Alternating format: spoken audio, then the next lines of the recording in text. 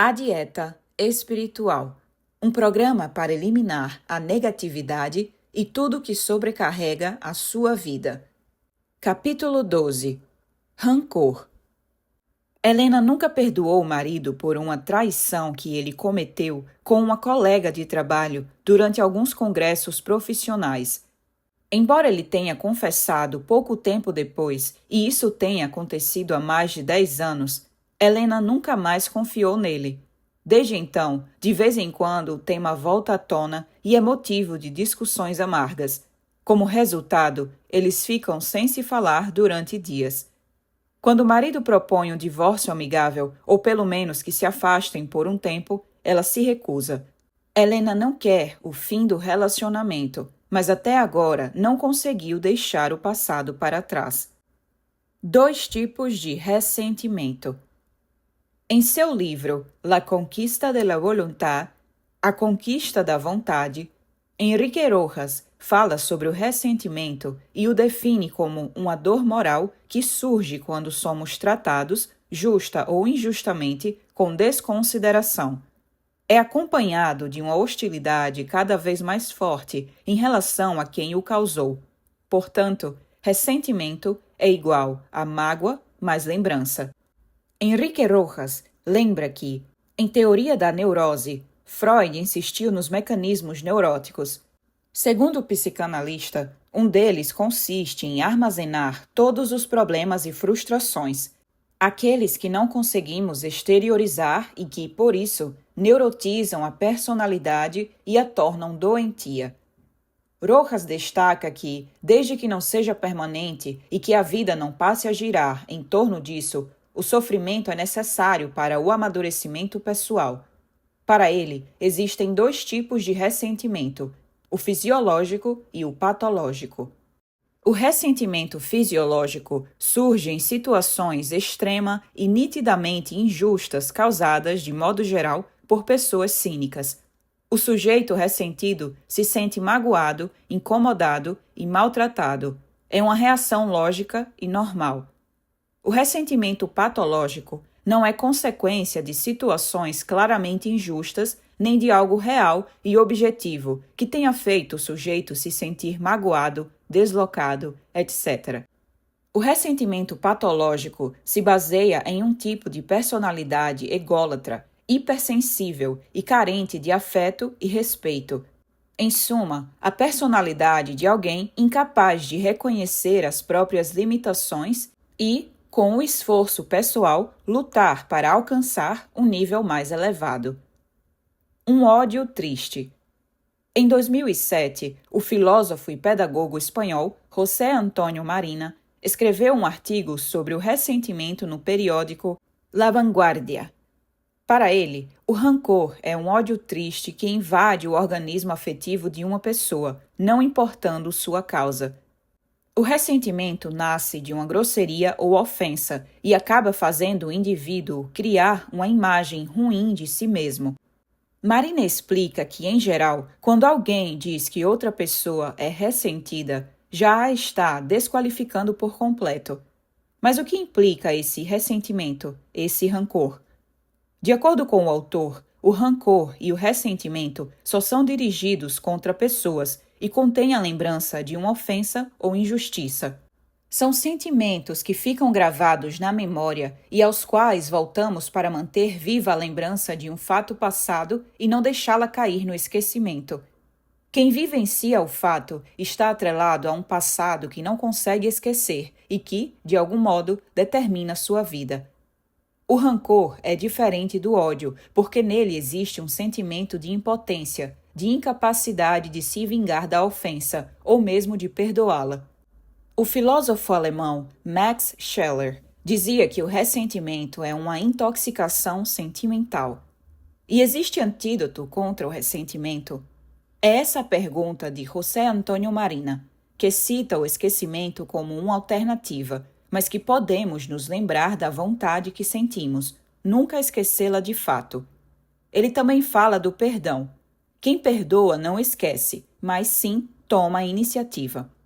Depois aponta para uma terceira solução possível.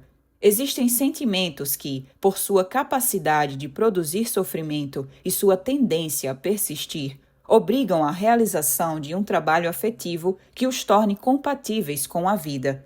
Desses sentimentos, o luto é o mais bem estudado.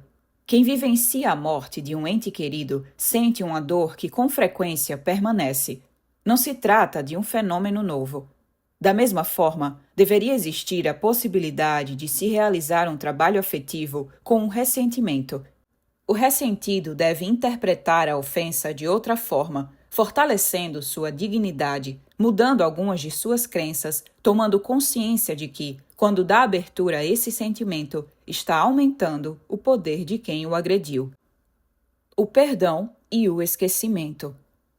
Em seu livro Ecologia Emocional, Jaume Soler e Mercè Conangla, fundadores da Fundación EBET Ecologia Emocional, instituto que visa o crescimento pessoal, e autores de diversas obras que abordam o conceito da ecologia emocional, afirmam que o ressentimento é uma forma de reatividade e nasce do posicionamento imaturo do indivíduo que tende a julgar a ação do outro, em vez de se centrar em sua própria conduta, tomando atitudes e decisões de acordo com ela. Ou seja, ser ressentido é se deixar levar na hora de reagir e, por isso, perder o controle. E para perdoar, é necessário recuperar o controle. O alívio do perdão. Fred Luskin, diretor do Stanford Forgiveness Project, grupo com sede na Universidade de Stanford, que busca ensinar seus participantes a perdoar, escreveu um livro sobre o perdão intitulado Aprenda a Perdoar e Tenha um Relacionamento Feliz. Na obra, Luskin expõe sua visão do que é o perdão, que, para ele, é uma habilidade que você pode desenvolver. O perdão acontece quando desfazemos os passos que causam o ressentimento. Aprendemos a equilibrar o aspecto impessoal com o aspecto pessoal da dor, ou seja, descobrimos como interpretar um fato doloroso de maneira menos pessoal. Quando alguém nos machuca, devemos nos responsabilizar pelo que sentimos. Com isso, trocamos o ressentimento pelo perdão. Segundo Luskin, um dos principais obstáculos para o perdão é a falta de compreensão do que ele realmente significa. Algumas pessoas confundem perdoar com aceitar atitudes maldosas. Para alguns, perdoar é remendar a relação com quem nos atacou. Temos medo de perdoar porque acreditamos que com isso não conseguiremos obter justiça. Alguns acreditam que o perdão é o passo anterior à reconciliação. Também há quem acredite que perdoar é esquecer o que aconteceu ou que precisamos perdoar porque nossa religião diz que é necessário. Todas essas ideias estão equivocadas. Para Luskin, o perdão é a sensação de paz que surge à medida que deixamos de interpretar a dor de maneira pessoal, que assumimos a responsabilidade pelos nossos sentimentos e que passamos de vítimas a heróis na história que nós mesmos narramos. Perdoar é sentir paz no momento presente. Perdoar não altera o passado, mas muda o presente. Luskin estabelece uma série de princípios para lidarmos com o perdão. Perdoar não é pensar que o que aconteceu foi correto. Perdoar não é esquecer. Não queremos esquecer o que aconteceu. Pelo contrário, queremos lembrar. Lembramos para garantir que acontecimentos negativos não voltem a ocorrer. Perdoar não é se reconciliar. Reconciliar-se significa restabelecer a relação com a pessoa que nos magoou, ficar em paz com a situação dolorosa do passado e parar de culpar o outro pelo nosso sofrimento. É possível, por exemplo, perdoar e concluir que não existe mais nenhuma razão para continuar a relação com a pessoa que nos feriu. Para perdoar, não é preciso sofrer em silêncio. A ira e a dor são respostas apropriadas diante de fatos dolorosos, mas devemos saber dizer não quando isso passa de um limite. Não é necessário sofrer em silêncio para perdoar. Perdoar é decidir se libertar da agressão pessoal e da culpa que nos mantém presos ao sofrimento. Voltando ao livro Ecologia Emocional, Mercè Conangla e Jaume Soler declaram que, se não há empatia, não há compreensão. Portanto, não pode haver perdão verdadeiro. Se não há perdão, a agressão não foi perdoada, vingada ou esquecida.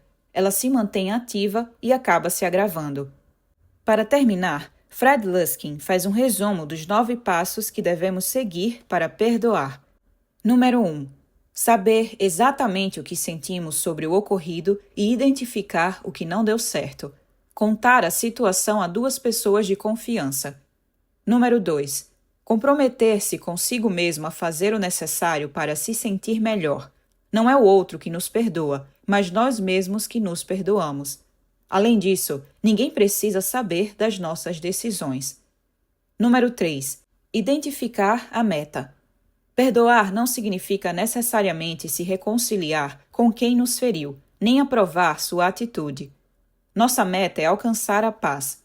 O ato de perdoar pode ser definido como os sentimentos de paz e compreensão que surgem quando não vemos a experiência ruim como algo pessoal e mudamos a história do rancor, reduzindo, com essas atitudes, a culpa que sentimos pelo que nos faz sofrer. Número 4. Ter a perspectiva adequada dos acontecimentos. Reconhecer que as principais fontes da aflição são a dor, os pensamentos e o incômodo físico que sentimos hoje, e não aquilo que causou a ferida no passado, seja há 2 minutos ou há 10 anos. Número 5. Quando nos sentimos incomodados, devemos reforçar as emoções positivas. Isso diminui a necessidade física de fugir ou brigar no momento do conflito. Número 6. Parar de esperar de outras pessoas e da vida aquilo que não vamos obter. Identificar as expectativas fora da realidade, tanto para a nossa saúde quanto para o comportamento das outras pessoas. É possível desejar e trabalhar duro para ter saúde, amor, amizade, prosperidade. No entanto, se quisermos exigir que essas coisas aconteçam, vamos sofrer, pois não temos poder para fazer exigências desse tipo. Número 7. Concentrar suas forças em encontrar caminhos alternativos para alcançar suas metas positivas, que devem transcender a experiência dolorosa. Em outras palavras, encontre sua intenção positiva. Em vez de reviver a dor, procure outras formas de alcançar o que deseja. Número 8. Lembrar-se de que a melhor vingança é aproveitar a vida e ser feliz. Caso você se concentre nos sentimentos ruins, vai dar mais poder à pessoa que causou sua dor. Portanto, aprenda a buscar o amor, a beleza e a cordialidade à sua volta. Perdoar significa ter poder. Número 9. Lembrar-se de sua heróica decisão de perdoar e, com isso, eliminar o rancor. Cardápio contra o rancor. Objetivo da semana. Número 1. Perdoe diariamente alguém que lhe causou mágoa, voluntária ou involuntariamente.